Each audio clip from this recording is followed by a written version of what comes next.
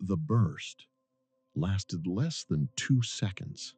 Corporal Wilfrid Arsenault, 27 years old, a French Canadian from the small town of Edmundston, died on impact.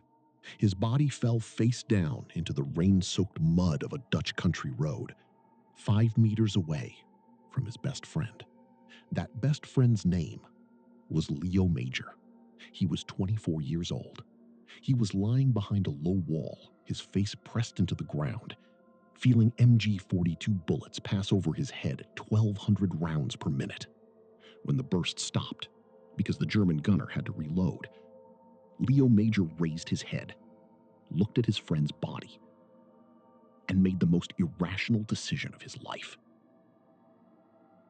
He would not go back to the Canadian lines to ask for reinforcements. He would not take Willy's body back yet. He would not call in the artillery bombardment scheduled to begin at dawn.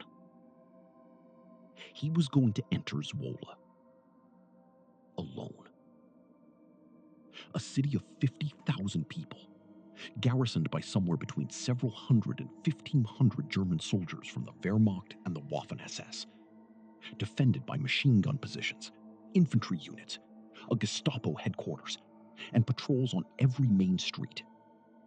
Against all of that, Léo Major had exactly this: 2 Sten submachine guns, a bag of grenades, a combat knife, a glass eye behind a black leather patch, because the other eye had been destroyed by a phosphorus grenade in Normandy 10 months earlier. And the cold, specific rage of a man who had just watched his best friend get killed 5 meters away. It was April 13th, 1945, just past midnight. Over the next 6 hours, one man would carry out one of the most improbable individual military actions of the Second World War. And here's the question this video is going to answer. How exactly did a single man with only one good eye convince an entire German garrison that they were under attack by a Canadian division? How did he capture dozens of prisoners without help? How did he burn down the Gestapo headquarters without being killed? How did he make a garrison of hundreds of trained soldiers abandon an entire city in an orderly retreat from an enemy that didn't exist? And above all, why would the man who did this hide his own story from his own son for 30 years? His name was Léo Major. The Dutch called him Le Fantôme Born, the one-eyed ghost. This is his story. To understand what Léo Major did in Zwolle, you need to know one thing about him first. He wasn't a hero, at least not in the traditional sense. He was an angry, stubborn, small man who spent his entire life challenging authority.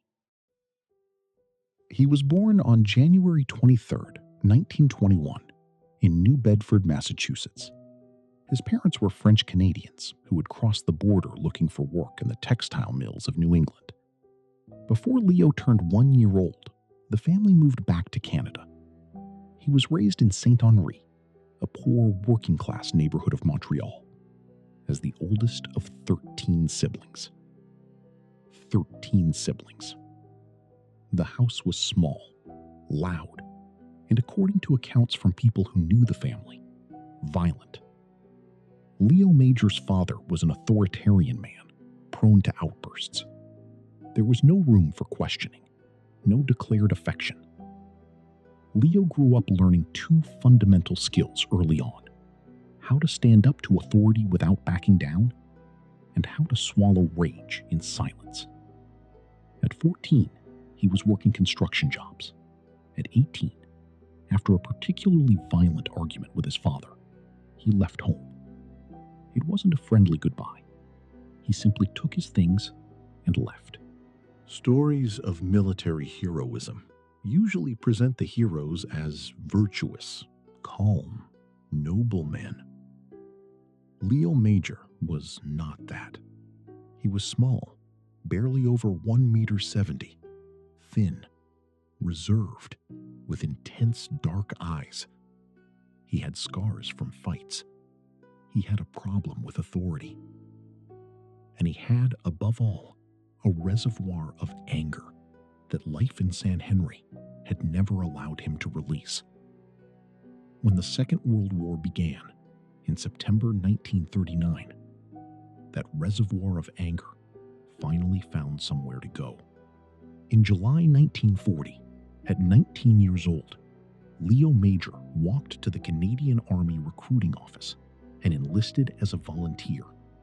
He was assigned to the Régiment de la Chaudière, a French-speaking unit formed in Quebec.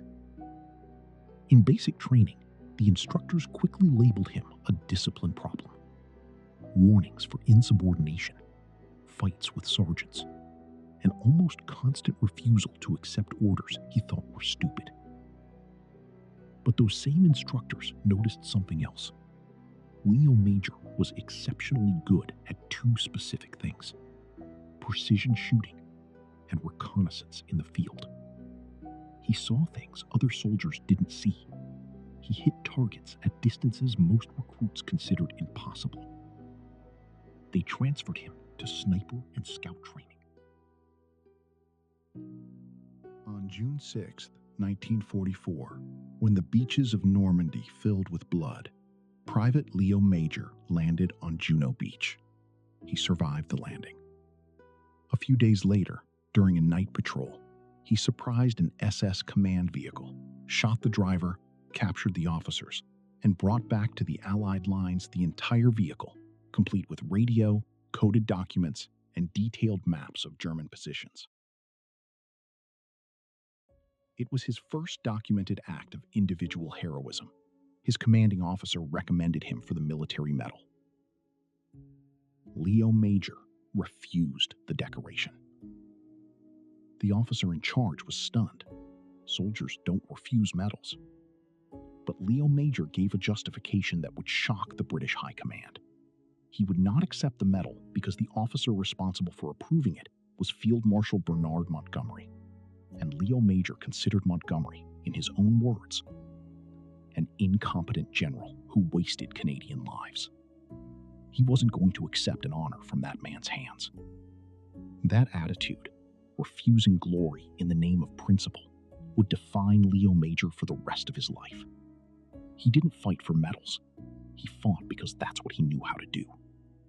A few weeks later, on another night patrol, a German phosphorus grenade exploded a few meters from Léo Major.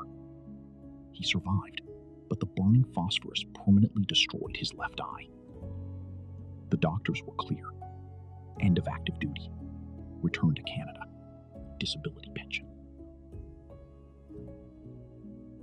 Léo Major refused that too.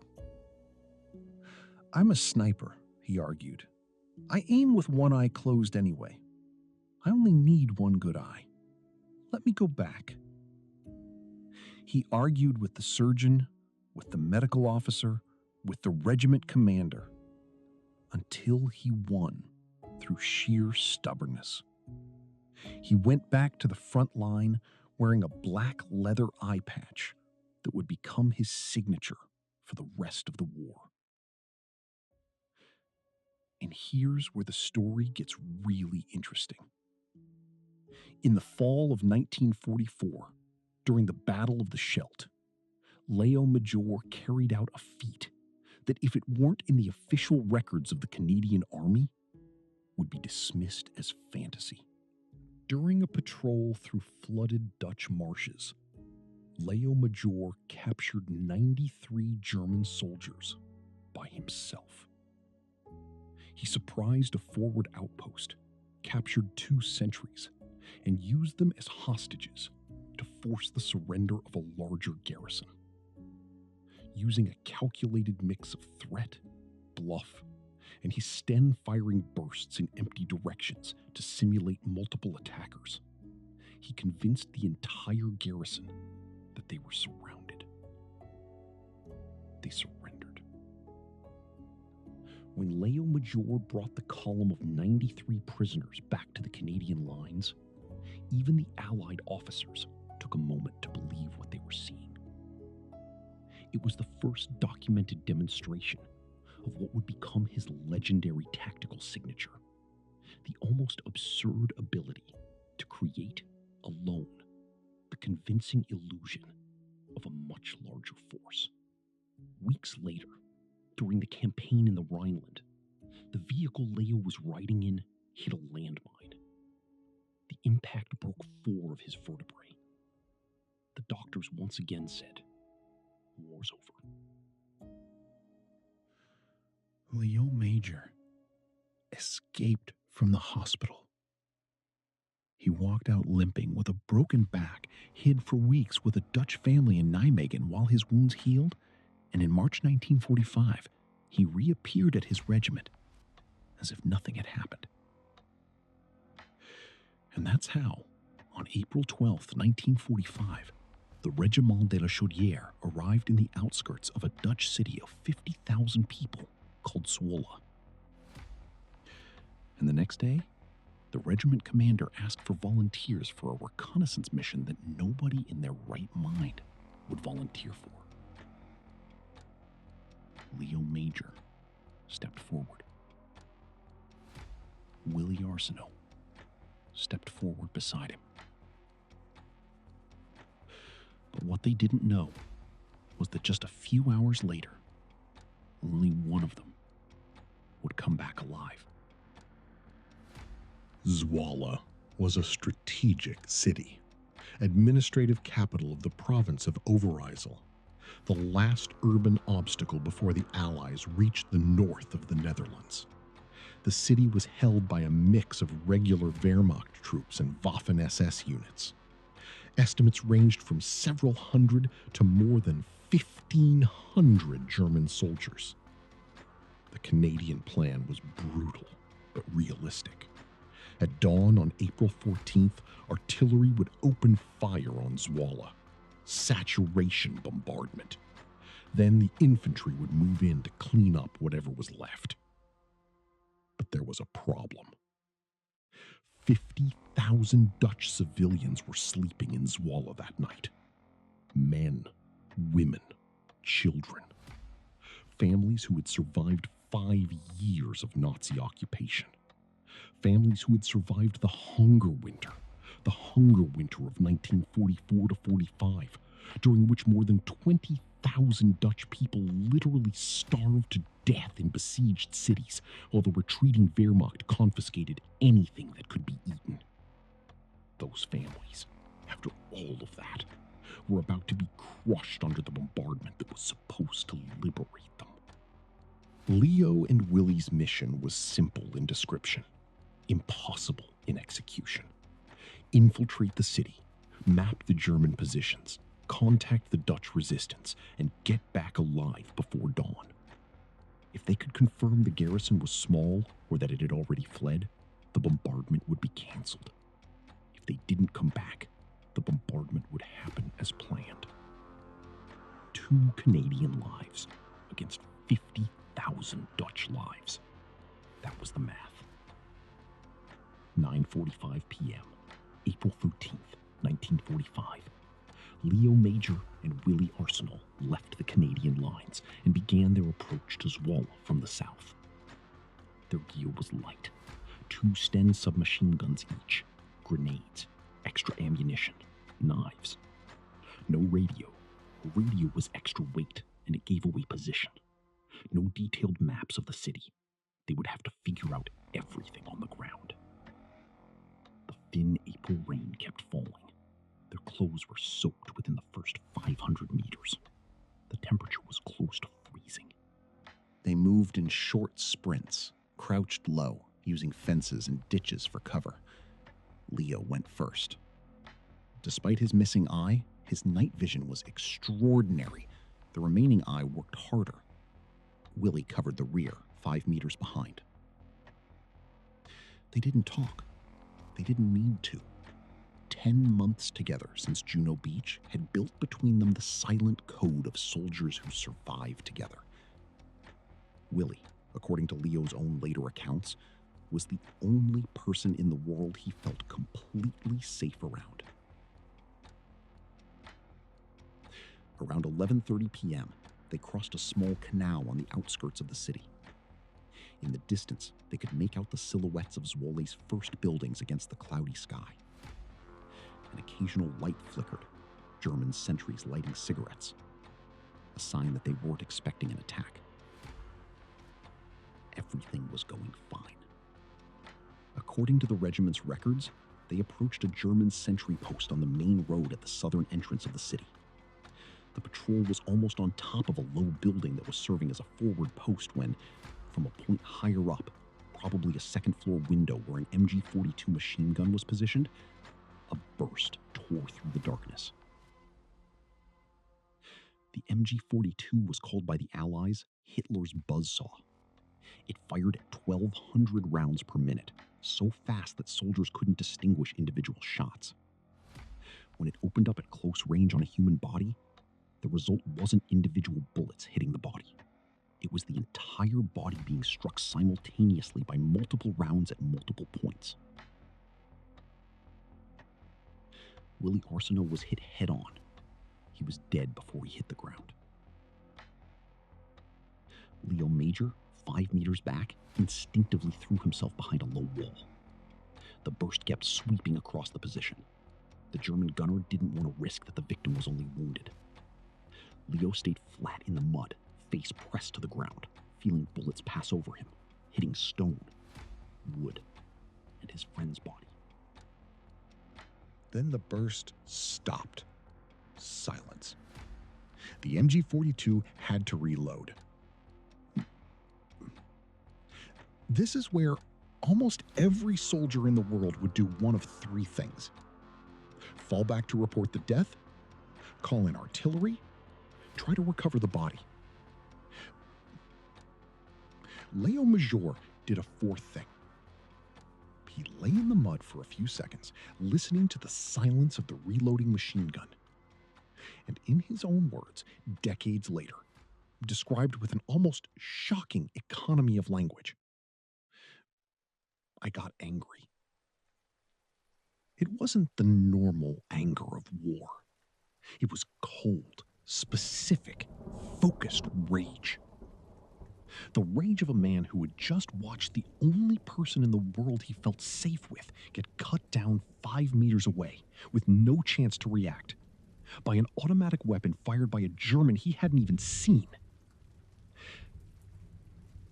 And it was in that moment, lying in the mud with his dead friend's body a few meters away, knowing that an entire city full of enemies was in front of him, that Léo Major made the most irrational decision of his life. He wasn't going back. He wasn't calling for reinforcements. He wasn't recovering the body yet. He was going into Zwolle alone. He was going to finish the mission. And he was going to make the Germans pay for Willy's death, one by one if that's what it took. From full stop. The first thing Léo Major did was crawl to Willy's body. Carefully, under cover of the wall, he confirmed what he already knew. He took his friend's ammunition, the second Sten, the extra grenades. He covered the body with his own raincoat and left a small marker on the wall so he could find it later. When he came back. Not if he came back. When he came back. He had decided, silently, that Willy wouldn't be left alone there. Then Léo Major stood up. He adjusted the eye patch.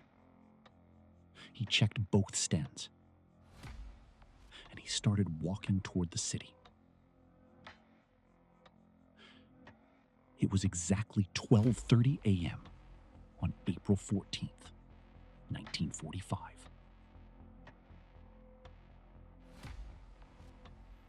Ahead of him, 50,000 Dutch civilians were sleeping. And between him and those civilians, spread across the city in positions he didn't yet know, was a German garrison that, within a few hours, was going to believe the apocalypse had arrived ahead of schedule. But to understand what happened over the next 6 hours, you first need to understand something Léo Major himself didn't know yet. How to attack an entire city alone. Because he was about to invent an urban warfare tactic that modern special forces would study decades later. And he was going to invent it right there, on the spot. Driven by rage. What Léo Major did over the next several hours wasn't planned. Nobody in military history had formally developed the tactic he was about to execute. He himself had never studied anything like it in any military school. The Canadian Army didn't teach its soldiers how to attack cities alone. But over the next 6 hours, he would instinctively develop a combination of psychological warfare, tactical deception, rapid movement, and controlled aggression that modern special forces, American Delta Force, British SAS, Israeli Sayeret Matkal, would study decades later. The tactic, in essence, was this. Step 1. Identify a point defended by the Germans. Any point. A sentry post, a commandeered house, a machine gun position. Step 2. Attack that point with total violence and maximum surprise. Grenades first, then bursts from both stands simultaneously. Rapid elimination of the defenders before they could organize a response. Step 3. And this was the brilliant part. Leave that position immediately and run in a straight line to a random point several blocks away. Step 4. Open fire again at this new point, but this time shoot mostly into the air or at empty targets, creating the impression that a second Canadian unit was attacking from another flank. Shout orders in English or French at deserted street corners. Step 5. Repeat. Always changing direction. Always mixing real attacks with ghost attacks. For the Germans listening to this, scattered across the city, the impression was irresistible. They were being attacked by multiple Canadian units, coordinated, coming from different directions.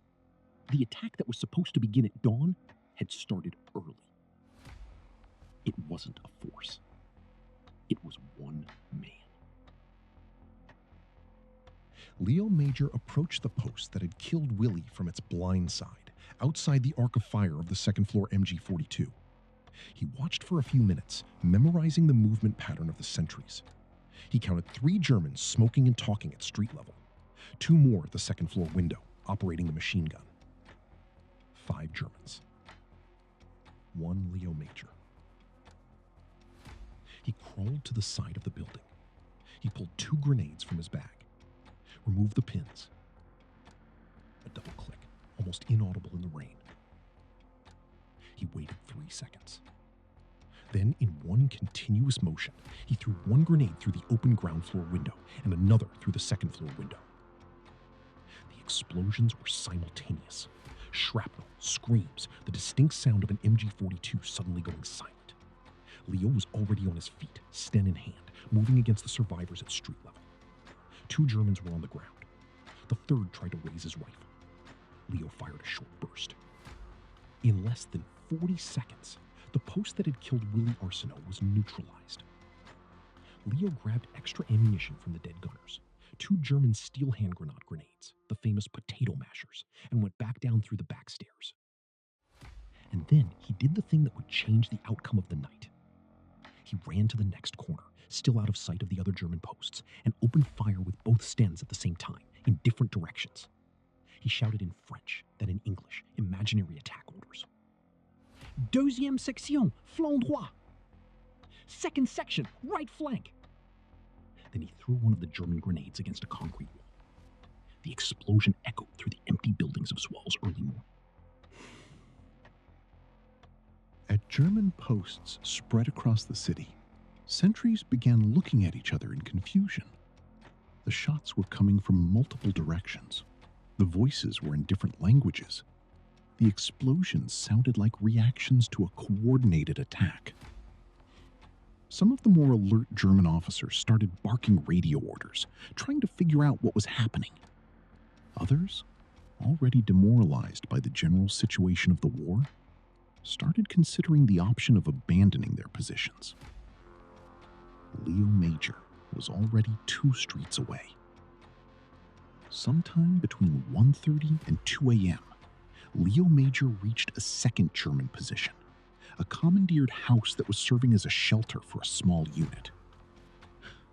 This time, he didn't attack with grenades. He walked in alone, Sten ready, and surprised the occupants. The German soldiers inside, somewhere between 8 and 10 men, were relaxed, not expecting direct contact. Some were sleeping, others were playing cards. The German radio in the corner was broadcasting confused reports about the other attacks happening across the city. Léo Major stopped in the doorway and shouted in French, in command tone. Lâchez vos armes ou vous êtes tous morts. The Germans froze. They looked at the short man with the eye patch. They looked at the Sten pointed at the center of the room. They listened to the shots and explosions still echoing across the city in the distance. And here's the critical point. They assumed he was part of a larger force. They assumed there were more Canadians covering the back of the house, the windows, the other rooms. A lone soldier storming into a house full of armed enemies was not something that happened in war. Therefore, logically, it wasn't happening. They dropped their weapons. Léo Major tied the prisoner's hands with wire he pulled from the house's own curtains. Then he marched the column of 10 Germans through the dark streets of Zwolle to the outskirts of the city, where a stunned Canadian patrol received them. The Canadian sergeant who received those first prisoners looked at Léo Major, then at the column of surrendered Germans, and said, "Major, t'es complètement fou." Major, you're completely insane. Léo Major handed over the prisoners without ceremony, took more ammunition, and answered with 3 words. Major, Willy est mort. And he went back into the city. Over the next several hours, roughly between 2 and 5 a.m., the pattern repeated multiple times. Storm a position, attack, capture or kill the defenders, lead prisoners back to the outskirts, come back in, attack another position in a different quadrant of the city, fire into the air on empty streets, throw grenades against abandoned buildings, shout orders in English at deserted corners. The official Distinguished Conduct Medal citation for Léo Major, written on May 20th, 1945, states that he, quote, patrolled alone for 6 hours and formed patrols of Dutch civilians at strategic points. That second part matters. Sometime around 3:30 a.m., Léo Major made contact with members of the Dutch resistance in Zwolle, men and women who had spent 5 years under Nazi occupation, and who now found on their own streets a lone Canadian soldier executing an attack plan they couldn't quite understand, but that was working. The resistance helped. They provided accurate maps of German positions. They formed small armed patrols covering strategic points, which further reinforced the illusion of a large attacking force. And they provided one critical piece of information that would shape the final course of the night. The Gestapo headquarters in Zwolle was just a few blocks away. According to accounts preserved by witnesses, Léo Major smiled for the first time that night when he heard that. He knew exactly what to do with that information. Around 4 a.m., Léo Major approached the building that served as the Gestapo headquarters in Zwolle. We need to talk for a moment about the Gestapo, because you can't understand the symbolic weight of what Léo Major did next without understanding the symbolic weight of the building he was about to attack. The Geheime Staatspolizei, the Nazi secret state police, was the agency responsible for political repression, racial persecution, torture, and extermination across Germany and every occupied territory. In every occupied Dutch city, the Gestapo had a local headquarters. Inside those buildings, for 5 years, Dutch civilians had been interrogated, tortured, and deported to concentration camps. Families had been destroyed. Lists of collaborators had been compiled. Lists that could still, even in the last days of the war, be used for retaliation executions before the German retreat.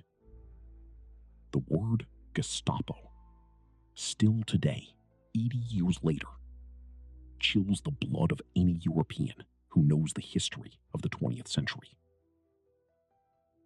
And at 4 in the morning on April 14th, 1945,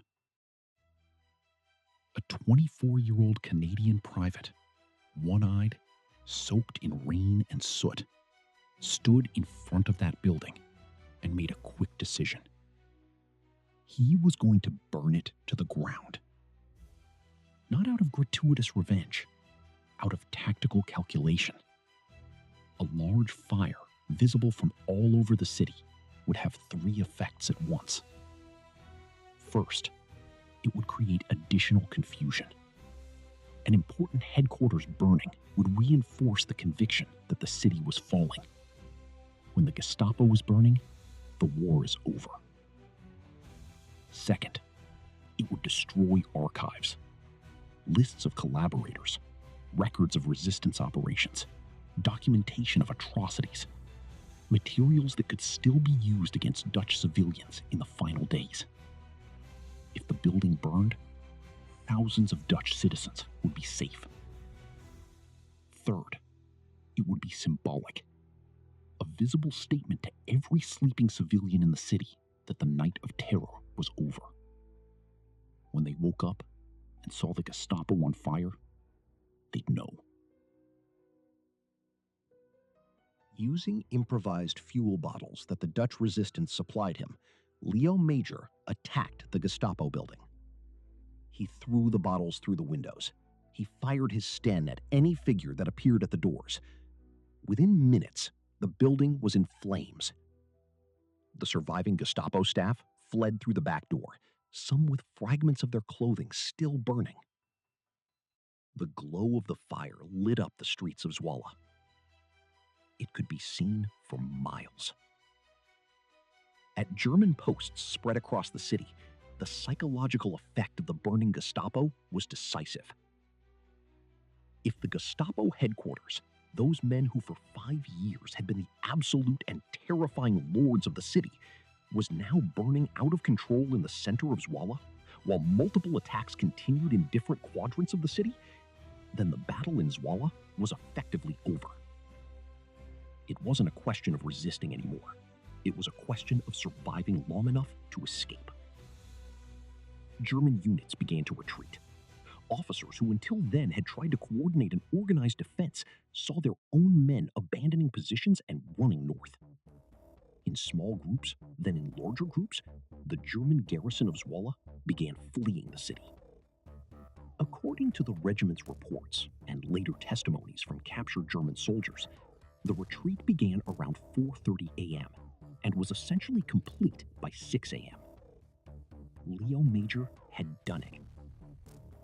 But to really understand what he'd done, you need to understand the psychological math of what happened in Zwolle that night.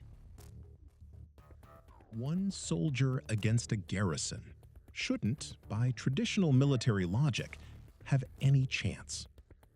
You can't be in every place at once.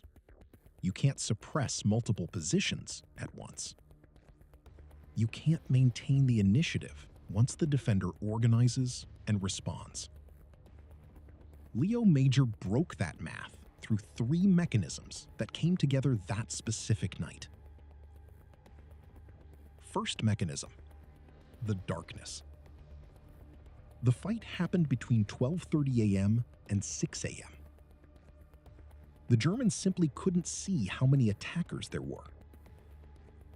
Without visibility, the human brain fills in the gaps with the worst possibility. The Germans assumed a large force because that was the rational hypothesis given the stimuli they were receiving. Second mechanism, speed. Léo moved. An attack at one point, explosions at the next point 3 minutes later, shots at a third point 5 minutes after that. To the German officers trying to coordinate a response, it looked like there were multiple independent units. A single man running in zigzag across a city is indistinguishable through the telemetry of the human ear in a dark urban environment from 3 separate units acting in coordination. Third mechanism, and most important, the narrative. The Germans in Zwolle already knew the Reich was collapsing. They already knew the Canadians were at the gates. The question every German soldier was asking that night wasn't, are we going to be attacked? It was, when are we going to be attacked? When Léo Major started creating the illusion of an attack, the Germans didn't need to be convinced it was real. They were already expecting it. Léo Major was the accelerator of a collapse that was already on the schedule. But that's a technical detail that doesn't diminish what he did. The garrison could have fought for hours, could have resisted until the morning bombardment, causing hundreds or thousands of civilian casualties.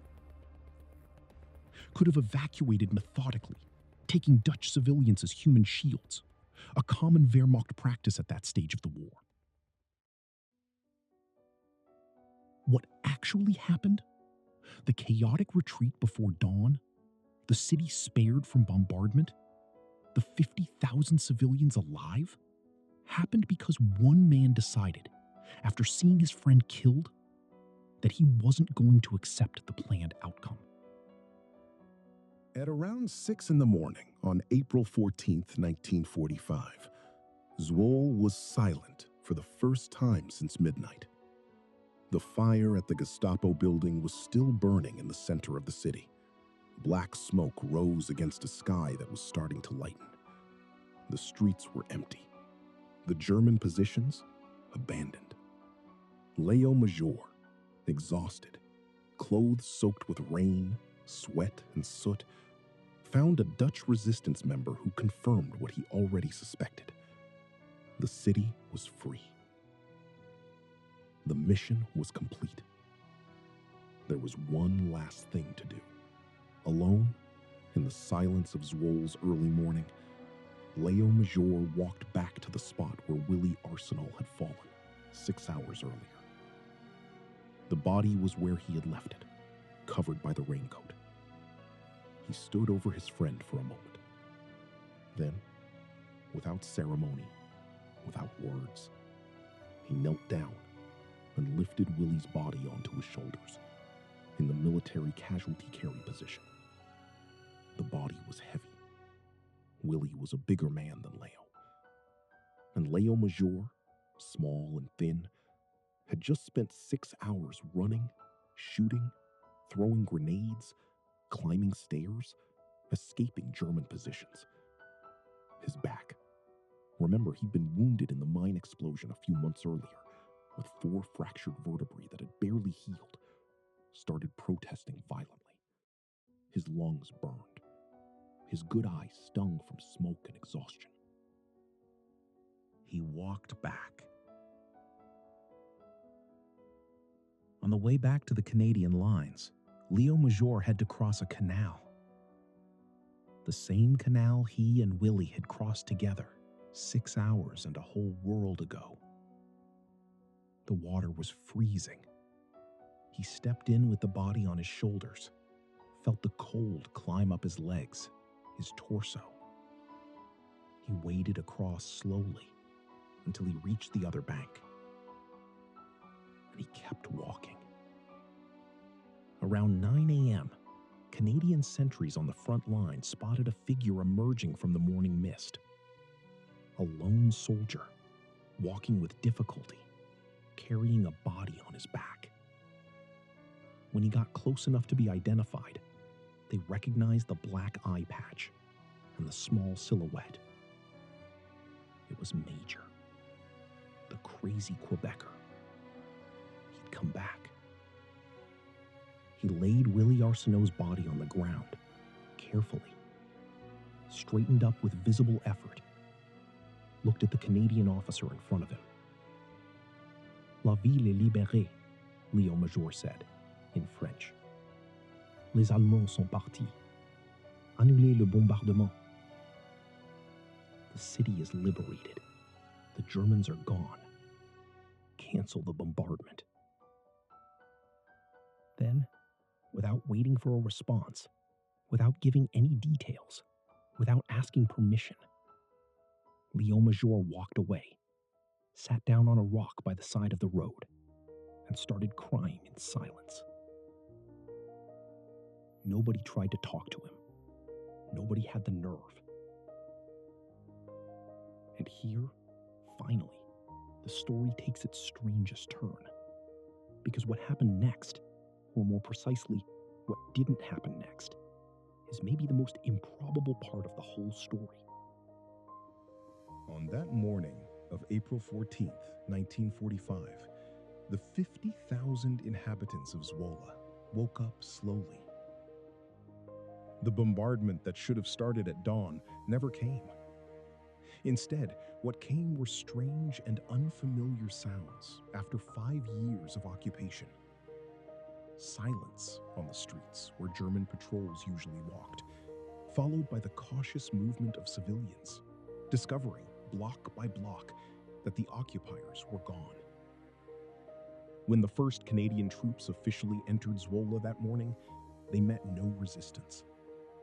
They found only a city already liberated, free before they arrived, for reasons nobody at the Canadian command could quite explain. Dutch flags, hidden for 5 years in attics, behind false walls, under loose floorboards, were quickly unfurled and hung out.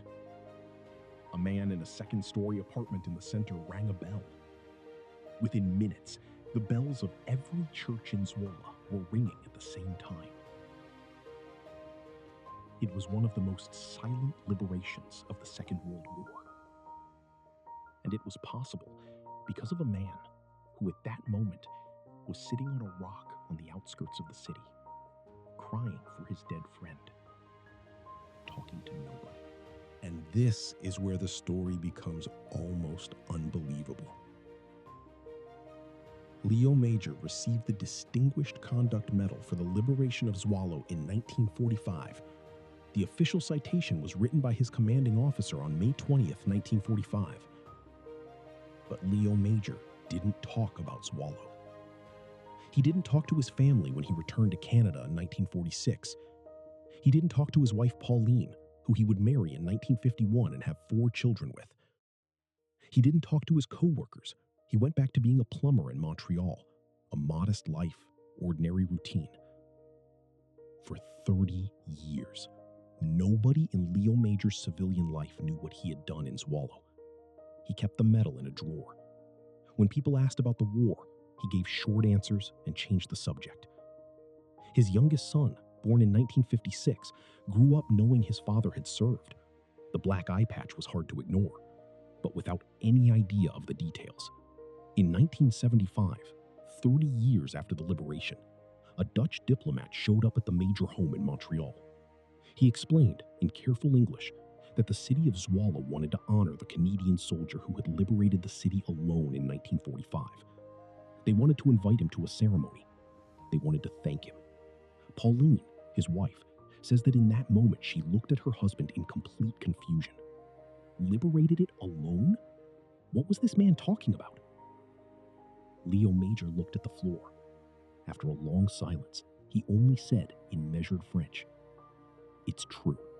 Pauline asked why he had never told anyone, and he gave the answer he would give for the rest of his life, rarely changing the words. "I didn't think anyone would believe me." The testimonies the Dutch preserved about that April night are fragmented, but remarkably consistent. Members of the Zwolle resistance who met Léo Major during the night described a small, intense, deliberate man who seemed to know exactly what he was doing, despite being visibly exhausted. One of the Dutch resistance fighters, Fritz Kuipers, decades later gave an interview to Dutch television. "He didn't look heroic," he said.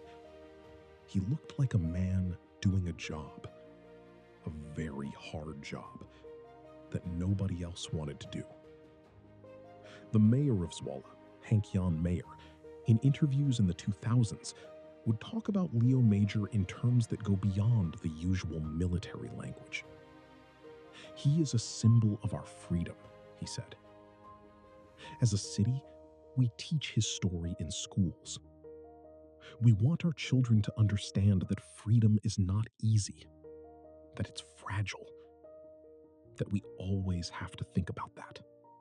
On April 14th, 2005, on the 60th anniversary of the liberation, the city of Zwolle made Léo Major an honorary citizen. He was 84 years old. He traveled to the Netherlands with his wife Pauline and witnessed something that, according to his son, left him speechless. Thousands of citizens of Zwolle in the streets, applauding. Children with little Canadian flags. And the unveiling of a bronze statue of Léo Major himself. A small soldier with an eye patch, rifle in hand. Looking at the city he had liberated, Léo Major cried for the second time over Zwolle that day. The first had been 60 years before, sitting on a rock, carrying his dead friend's body. But there's one more thing you need to know to understand who Léo Major was. In August 1950, when the Korean War began, Léo Major had been a civilian for 4 years. He'd been married for 1 year. He had a young son. He worked as a plumber. He was 29 years old. And he volunteered for Korea. The recruiting officers were skeptical. A Second World War veteran with one eye, with 4 fractured vertebrae in his medical history, with chronic back pain, why would the Army want this man back? Léo Major gave the same answer he had given in 1944. "I'm a sniper. I only need one eye." In November 1951, in the mountainous area near the 38th parallel, Canadian troops were ordered to capture a strategic position called Hill 355. Conventional attempts to retake it had failed. Léo Major was chosen to lead a small team of 18 scouts in a nighttime operation. He led the 18 men through impossible terrain, flanked the Chinese position, and attacked from the rear. The surprise was total. The Chinese forces on Hill 355, vastly superior in numbers, were pushed off the position. Over the next 3 days, Léo Major personally commanded, by radio, the defense of the recaptured hill against successive Chinese counterattacks. At a certain moment, the Canadian Rear Command ordered him to pull back. Léo Major ignored the order. He held the position until being relieved 3 days later. For the second time in his life, Léo Major received the Distinguished Conduct Medal. He became the only Canadian soldier in history to receive that decoration in 2 separate wars. After Korea, Léo Major went back to Montreal. Back to his plumber's life. Back to Pauline and the children. And he kept not talking about what he had done. Over the following decades, he lived a deliberately ordinary life. He paid bills, fixed pipes, raised his kids, played chess on weekends. Until the end of his life, Léo Major rarely gave interviews. When he did, it was always in French, always brief, always with visible discomfort. In one of those interviews, in the 90s, a Canadian journalist asked him why he had done what he did in Zwolle. Léo Major's answer, preserved in a Canadian television archive, was characteristic in its economy. Willy was my friend. They killed him. I got angry. That's it. No elaboration. No big speeches about honor, bravery, or patriotic duty. Just the concrete, human anger of a man who had watched his best friend get killed 5 meters away and had decided he wasn't going to accept that outcome. Zwolle was there, representing the Dutch city. Canadian dignitaries were there. And there were also, at the back of the church, several elderly Dutch people, survivors of Zwolle's 1945 liberation, or their children and grandchildren, who had made the trip to Canada on their own to pay tribute to the man who had saved the city of their parents or grandparents. In Zwolle, there's a street called Léo Major Lawn. There's a bronze bust of the Canadian soldier in the city center. There's an annual ceremony on April 14th. Dutch schools teach the story. In 2018, fans of FC Zwolle, the local football club, unfurled a giant banner in the stands with Léo Major's face and the phrase, "The sole savior of Zwolle." In 2020, on the 75th anniversary of the Netherlands' liberation, Canada Post issued a commemorative stamp honoring Léo Major, officially calling him the One-Eyed Ghost. And yet, and here's the strangest detail of all, perhaps Léo Major remains, to a large extent, unknown in Canada itself. To this day, he's more famous in the Netherlands than in the country where he was raised. In English-speaking Canada, most people have never heard his name. In the United States, where he was born, practically nobody knows he ever existed. I opened this video with a question. How exactly did a single man with only one good eye convince an entire German garrison that they were under attack by a Canadian division? Now you have the technical answer. He used the darkness. He used speed. He used the narrative the Germans were already carrying in their heads. The Reich was falling. The Canadians were close. He used grenades, 2 Sten submachine guns, and the illusion built from attacks in multiple quadrants of the city. He used the Dutch resistance as a psychological force multiplier. He burned the Gestapo building as a visible statement, and he kept it up for 6 straight hours, without sleeping, without hesitating. That's the technical answer, and it matters, because military officers around the world studied that tactic later, and modern special forces still use variations of it. But there's a deeper answer you need to take with you when this video ends. Léo Major didn't do what he did in Zwolle because he was a tactical genius. He did it because Willy Arsenault was dead. He did it because he was stubborn. He did it because he couldn't accept that the city would be bombed if there was another option. He did it because every single time the world asked him, when they asked in 1940 if he wanted to enlist, when they asked in 1944 if he wanted to go home after losing the eye, when they asked in 1950 if he wanted to volunteer for another war, when they asked in 1951 if he wanted to pull back from Hill 355. His answer was always the same.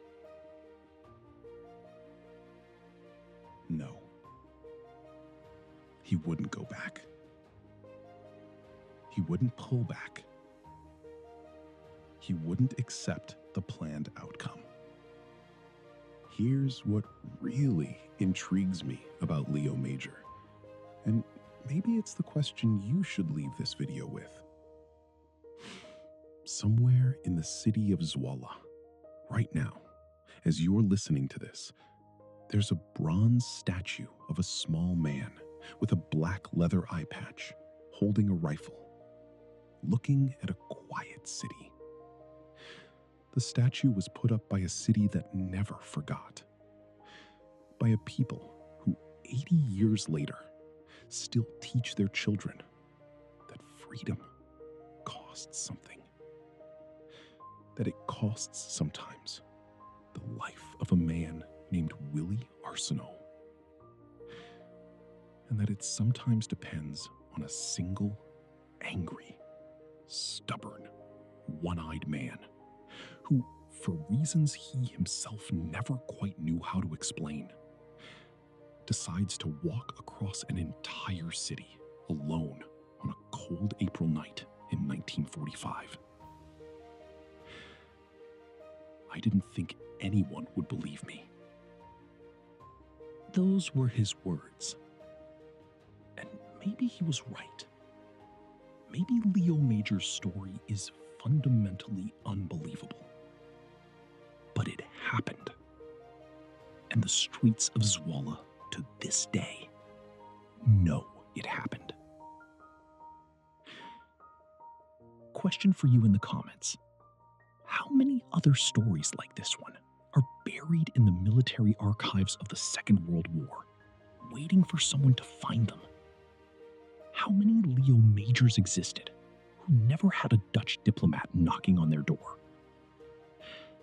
Tell me in the comments the name of some obscure hero you know, from any war, any side, who you think deserves to have his own video on this channel. And if you made it this far, subscribe to Frontline Shadows. This is where we tell the stories that history almost forgot. See you next time.